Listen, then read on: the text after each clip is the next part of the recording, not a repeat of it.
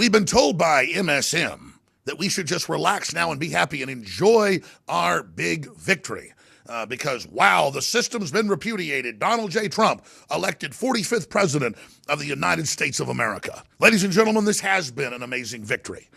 But it's only a beachhead in retaking this country. To make America great again, we must retake the nation.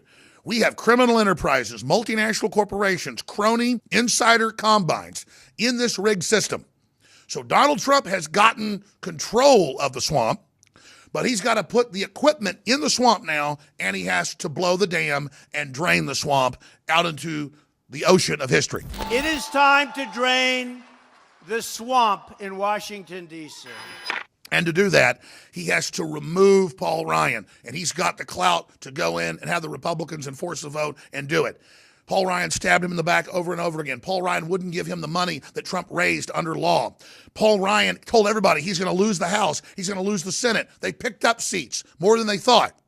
They told you he could never get the nomination. They told you, Fox News and the Republican sickening establishment, we've removed Hillary. Now it's the Republicans and the Democrats in Congress. They told us that he could never have the nomination. Even if he had 3 times as many delegates, it was the party that decided. Why, they were the enlightened, anointed, George Will called it sovereigns of the party, the royalty, like the hereditary dictators in England from Transylvania, I'm German, or Kim Jong-un of North Korea, a third-generation hereditary dictator. But don't tell that to all the dumbass young college kids brainwashed at state schools that communism isn't some type of wonderful heaven. Now, that said, if we want to make America great again, we've got to make it free again. And to do that, we've got to get the agenda of cutting taxes for people under $40,000 a year to basically zero. Trump's doing that. Wonderful. Cutting the corporate tax so it brings the money back to the U.S. We have the highest in the world. And a lot of those other basic issues. Not letting people just undocumented flood in with cholera and stuff like leprosy that's been gone for over 100 years in this country at record levels. The CDC admits health departments are collapsing everywhere. We have to secure the borders. We have to secure our currency. We have to cut taxes and freeze spending so we can start paying down the debt and get us back online to being the world's greatest creditor nation. And if Trump's going to do that, he can't work with Harry Reid and Nancy Pelosi and all these other people who are going to stab him in the back in a minute.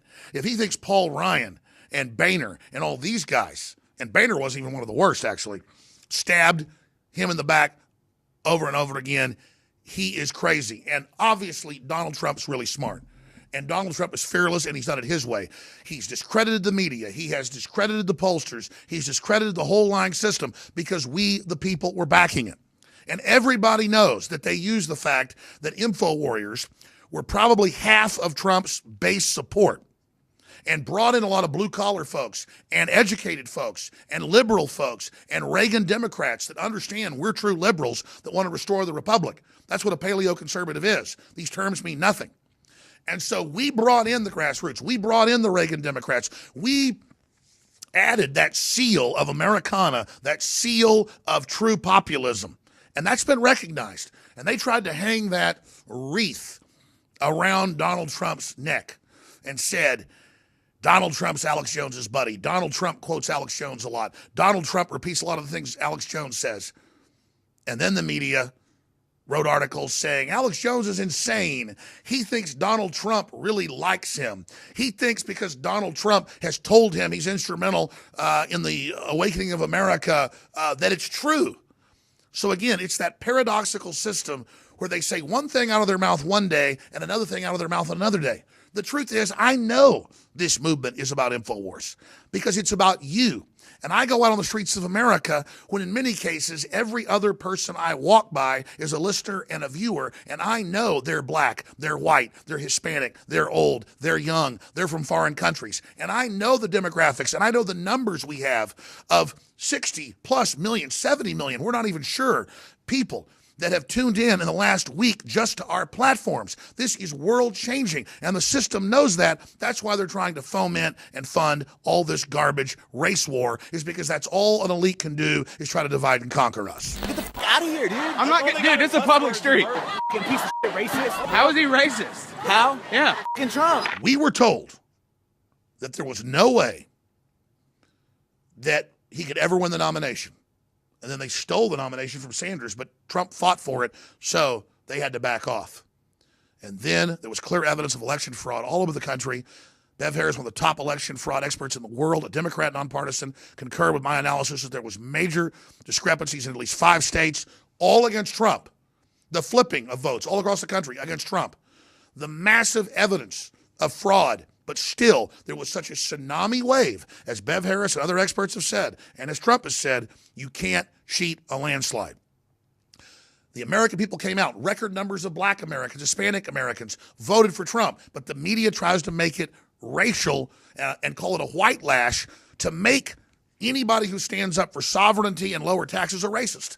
But the good news is prosperity isn't racist. And folks across the world, not just here in the United States, see through that. Economists understand that the American engine of liberty was so productive, it was outproducing the entire world by the early 1950s. And even before that, hundreds of years before, British politicians wrote in the Times of London, you can pull this up, it's in history books, and said the American system's too free, it's too open, we need to shut it down. And this was before we even had the Revolutionary War. They were calling the colonies the American system because they weren't following all the regulations and all the rules that they had in Europe or they had in England that only allowed certain companies to produce certain things because they had a license from the government. The government was picking the winners and losers. And Donald Trump, more than anything, is trying to just bring back basic America. He's not even that hardcore, folks. And that's why they're so scared, because they're up there running and selling the whole system. And if he leaves any of those people in there and their whole networks, it'll be impossible for him to get anything done. And they're going to just sit there and wait to assassinate him. They're going to sit there and wait till he's got his back turned. And they've tricked him enough to put some of their operatives into the White House, and they're going to move ahead full steam with their program. Finally, I want to address this. Today I was on the radio, and I said, look, he must go after Hillary Clinton. She's committed all these crimes. It's in all the emails. The intelligence community leaked all this information because the globalists are planning to actually dismantle this country and end prosperity. It's total criminality. It must be exposed. It must be ferreted out. We must see her staffers indicted. They're on the emails committing crimes, cover-ups, you name it, paper play. We have to see Hillary Clinton indicted. We have to see Bill Clinton indicted for Haiti. We have to see Chelsea Clinton get in trouble because they're not above the law. They're not new royalty. And it's been a long, long time since the Nixon era in 1974 that we've seen any justice for these high-level, quote, officials who act like they're imperial gods and think they're invincible because we've been treating them like they're Kim Jong-un of North Korea. If Hillary wasn't such a demon, and if these globalists weren't so out of control, and we were just kicking some, syndicate out, then I'd say let them go to abstention, let them leave. They're never going to do that. They're going to keep reorganizing and coming in. They were planning to shut down the free press this year. They were saying Alex Jones and Drudge Report don't have a right to exist. We're going to come after it. They've already handed the internet over to the UN. There is so much to reverse that we have to take this momentum and remove the corporate operatives that admit they've infiltrated and basically taken over our country. So I will reiterate, to make America great again, we must take the country back. Trump has taken the White House. Phase 1, it's quite frankly 70% of the battle. If he moves decisively now, he has 70% of it. But every hour ticking they put their people in, over the next 2 months, it's time for them to scheme and derail this and kill momentum and come up with new scams. While they're off balance, he has to come out and say, I'll work with Republicans, but I want the leadership gone. And I'll work with the Democrats, but Nancy Pelosi and Harry Reid, you've got to go. We need new people that want to make this country great again. From your ranks, but not people that stabbed me in the back, not people that have lied, not people that have said I'm unfit to be president, and half the country are deplorables. We need to see a sign that you witnessed the referendum that's happened in any other country, in the UK and other areas throughout history. If they had a route like this in a general election, you would see resignations across the government. People would be stepping down from Parliament itself in the UK. Instead, they all think they own the country. They all think they get to stay there. They all think they're God. And there's one other big thing Donald Trump's got to do. Donald Trump has to dance with those that brung him. And let me explain something. I don't want to go to the inauguration. I'll send crew to cover it. I never wanted to be on red carpets or Hollywood. Had that chance, had a taste of it. Don't even care about it.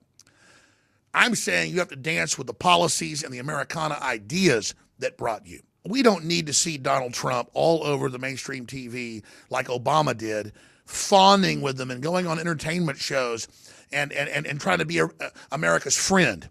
We need somebody to be a leader to save this historic republic. And I know Donald Trump clearly intends to do that. But people are saying to me, oh my gosh, will Donald Trump come back on your show? Or does Donald Trump call you? Or will you get to go to the White House and eat dinner? I don't want to go to the White House and eat dinner with a bunch of weirdo ambassadors and strange people. I want to change the world here with the people in the grassroots, and we've just done it. I want to take our country back and make not just our nation, but the world great again. So this isn't about me wanting to get into the power structure by supporting the right candidate or asking for some job or wanting to get some corporate sponsorship. I built my own system. We do things our way. We won and innovated and are bigger than the establishment media by ourselves, and we're just getting up on our legs right now.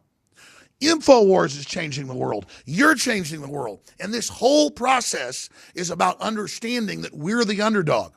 We're coming from behind, like in 1776, against the greatest army the world had ever defeated, the British Empire. So, you got all these politicos around Trump, and they're going to tell him go along with the system. Go with what made you great. Go with what was a maverick that changed the whole system. Destroyed the entire Politico operation without spending, money on their big networks. You changed the world.